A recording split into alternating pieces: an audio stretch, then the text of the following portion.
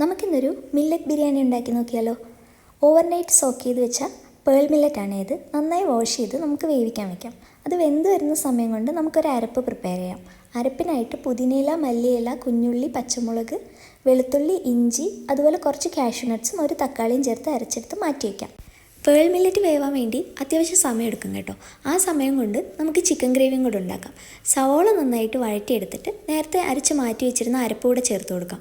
അരപ്പിൻ്റെ പച്ചമണമൊക്കെ ഒന്ന് മാറി വരുന്ന സമയത്ത് ഉപ്പും മഞ്ഞൾപ്പൊടിയും കൂടെ മാരിനേറ്റ് ചെയ്ത് വെച്ച ചിക്കൻ ബ്രസ്റ്റാണ് ഞാൻ ഇട്ട് കൊടുക്കുന്നത്. ചിക്കൻ നന്നായി വഴറ്റി ചെറുതായി വെള്ളം പൊടിഞ്ഞു വരുന്ന സമയത്ത് കുറച്ച് വെള്ളവും കുറച്ച് ഉപ്പും കൂടെ ചേർത്ത് ഇളക്കി നമുക്ക് അടച്ചു വെച്ച് വേവിക്കാം. ചിക്കൻ നന്നായി വെന്ത് വെള്ളമൊക്കെ വറ്റി കുറുകി വരുന്ന സമയത്ത് നമുക്ക് മില്ലറ്റ് കൂടെ ആഡ് ചെയ്ത് കൊടുക്കാം. ഒരു 5 മിനിറ്റ് മൂടി വെച്ച് വേവിച്ച് കഴിഞ്ഞാൽ നമ്മുടെ മില്ലറ്റ് ബിരിയാണി റെഡിയായി.